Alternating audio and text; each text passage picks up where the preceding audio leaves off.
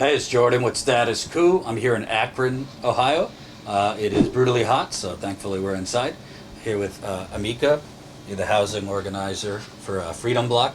Yeah. Talk to me first about Freedom Block.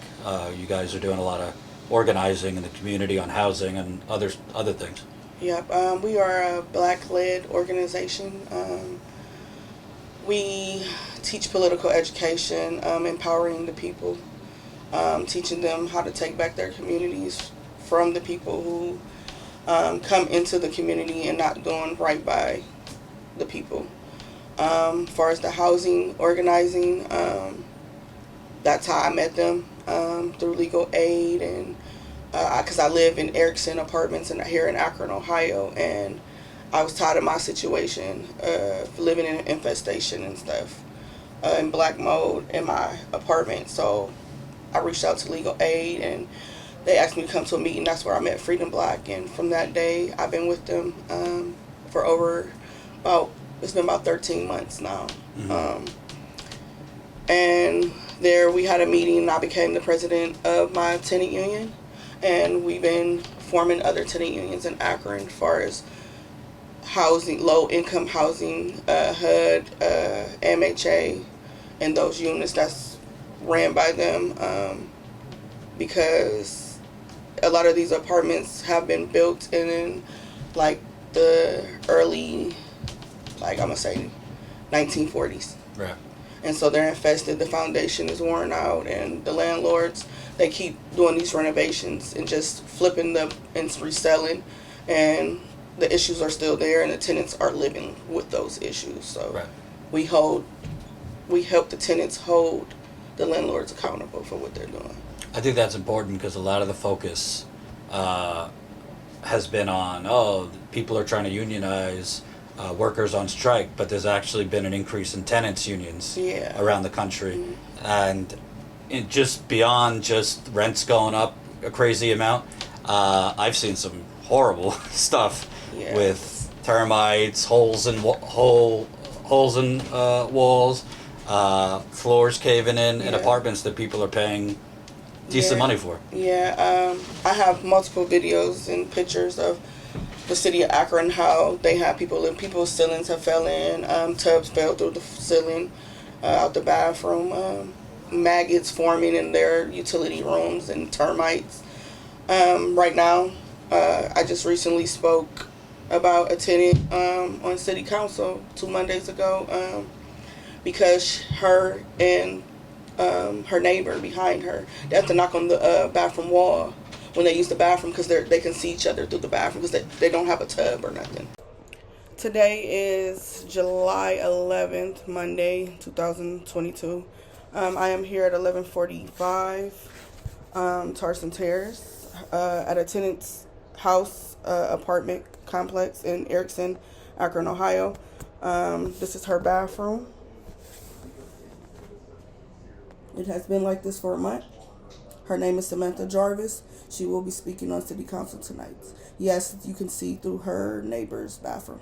Jeez. And it's a renovated unit. So, I just spoke about that. They were living there for over a month like that. So, it's a lot of infestation, black mold, termites in these apartments, and nobody is doing anything. We have went to the health department. We have spoken to people in the county council, the city council. We have talked to Marsha Fudge. We have been on calls with her. We've been on calls with HUD, and nothing has changed at this point. They just giving you lip service, HUD? Yeah, pretty much. They said they were coming to do inspections themselves. They're doing some program where they're doing inspections. They're going to come here and do them themselves, I guess in August. So. And what about the local city council, your mayor? They have, and actually Jeff Fusco and Margot has visited. They have toured the apartments with us, and their city council. They're the presidents actually, and nothing has changed. I'm still fighting for these people to get better housing, because we gave Freedom Block gave Margot Somerville a letter from the housing division, the inspector's part, saying that they did an inspection and it should be demolished. And what she did with that information, I have no clue. Obviously nothing, because nothing has happened. You know, it's interesting and kind of nauseating. We just came from Philadelphia. You got real estate developers who are literally city council people. You got city council taking money from the real estate developers and then letting them do whatever they want. It's kind of happening everywhere. Yeah. Can you kind of talk about not just these terrible conditions, but they're trying to gentrify certain parts of the city? Housing has gone up in certain parts. Me myself, living in low income right now, I do. Every time you get a raise, your rent goes up. And it's like, how do we save money to move out of those low incomes and be stable at a rent to own or something, if every time we get a raise, our rent goes up? That's ridiculous. Me paying almost $900 a month to stay in an apartment where it's an inch space between my front door, and the closing of the door, and my son's window not being able to even lock or close all the way because it's old windows and stuff. And I'm in a renovated unit, and killing my first day in this renovated unit, killing over 20 roaches that night. So, but me paying almost $900 for something like that is ridiculous. And I feel like the areas are redlined. They're very redlined. You can see just by crossing a bridge the poverty areas, and the more richer areas in Akron. They use the expressways and stuff. They're still building these expressways to keep us, from being in the same neighborhoods. And we try to move out, but it's like we're probably going to end up in the same situation, because Akron, they're not raising the minimum wage. What's the minimum wage here? I believe it's $8.10. Which is like, that's basically like $6.75 with inflation. Yeah, so like I say the minimum wage, if you work, you're barely still making it, should be at least like $18, because especially a person with kids, how do you make it off $15 an hour? Right. So but in those poverty areas, they aren't offered the same resources, and they aren't offered the same resources as the people that aren't in poverty. So they're barely making it because of just where they grew up. And it's like, where you grew up, people always say, oh, you make something out of what you have. What do you say to a person who was born like that, born into something like that? And Akron, the city officials, none of them are trying to change it, because they're wealthy because we are in poverty, and they don't want to change anything around here. So. And I think from what I've seen going around the country, a lot of these officials, they think their job is urban renewal and economic development, which generally means bringing in college-age kids, professionals, not working class people, making the downtown area really nice and beautiful. And in my view, if you want to leave, leave. Right. That's that redlining. Also, just they bring people in the community that doesn't know anything about the community. People running for offices, people taking over our city who have no clue about what's going on here. How can you make decisions for people who you don't even invite to the table? That this is our city, and y'all come in and just try to run it and don't know anything about it. Mm-hmm. They don't involve the community. What I'm saying, to anything. We were doing a committee. Some committee meetings with city council. They canceled them. They're trying to use Jalen Walker as a reason why they can't focus on housing and the Jalen Walker situation here.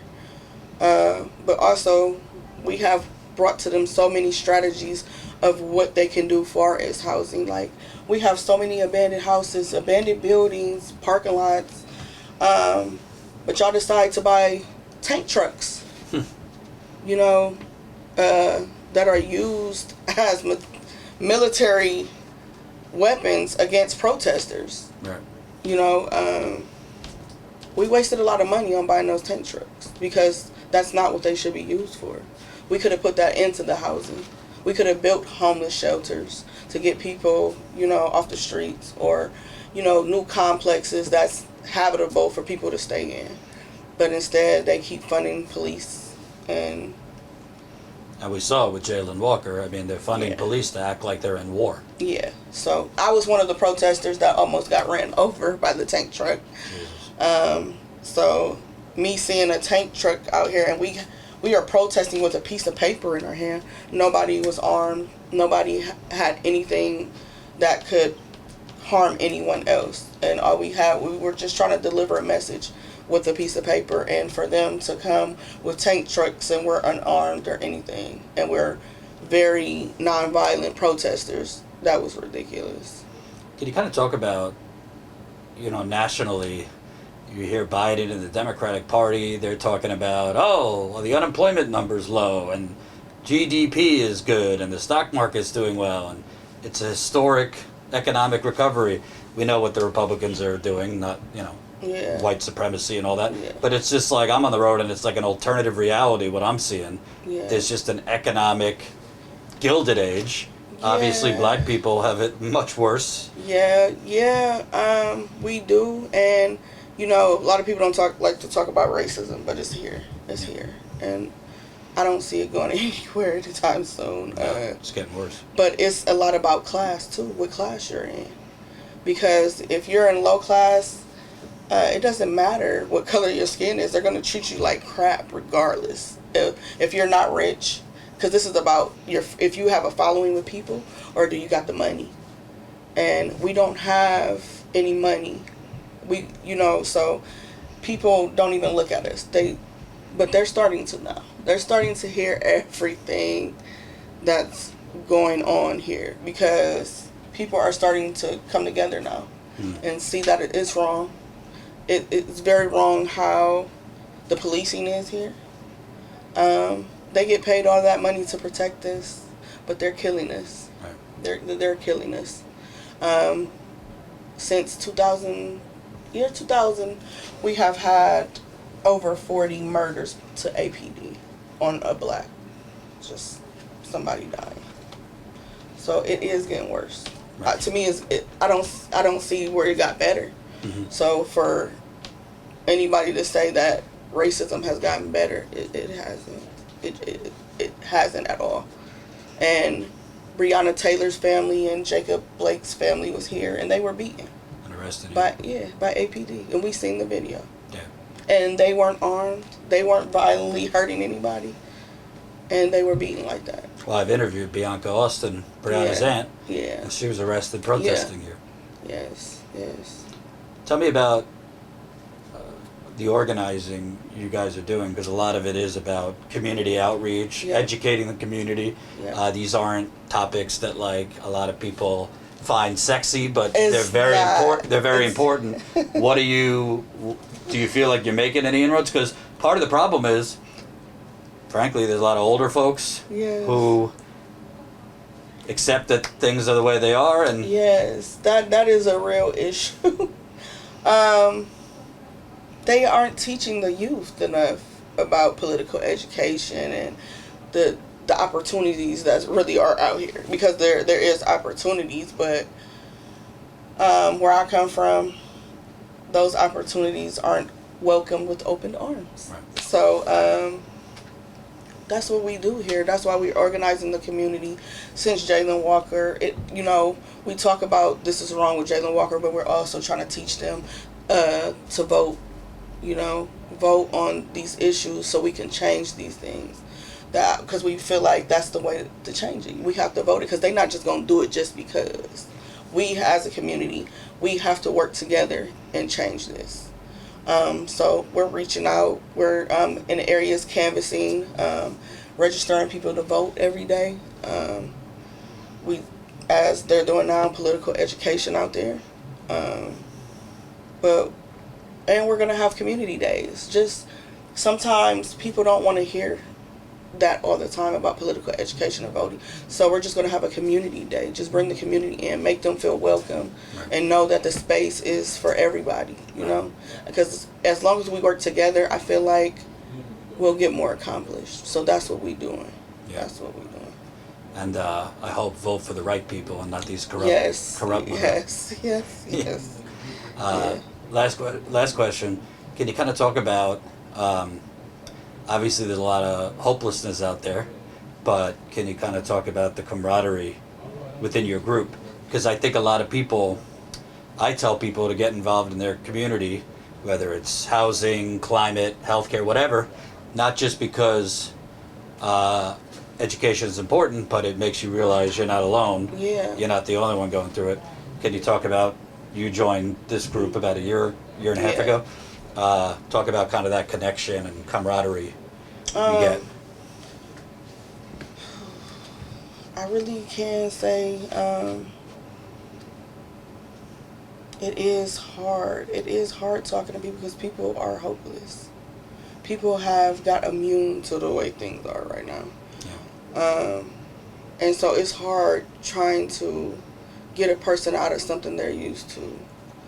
So that's where we ask them the questions like, what are you interested in? How can we help you, you know what I'm saying, be more involved? And because the conversations, we did get a lot of, you know, backfire, like, oh, ain't nothing gonna happen anyway. You know, people do feel like that. Like, it's been going on for so long, what's so different now?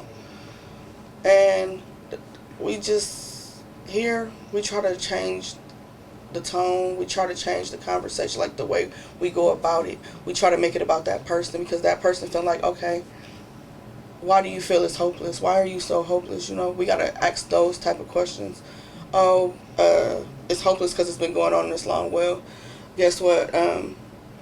People don't vote, and if you vote, your voice matters. You know, we gotta change the narrative of how we speak to people.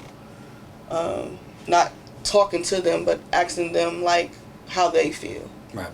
So but yeah, because I was here covering Nina Turner's election, and voter turnout I think was like 17% or something like that. Yeah. I mean, whatever side you're on, that's pretty pitiful. Yeah.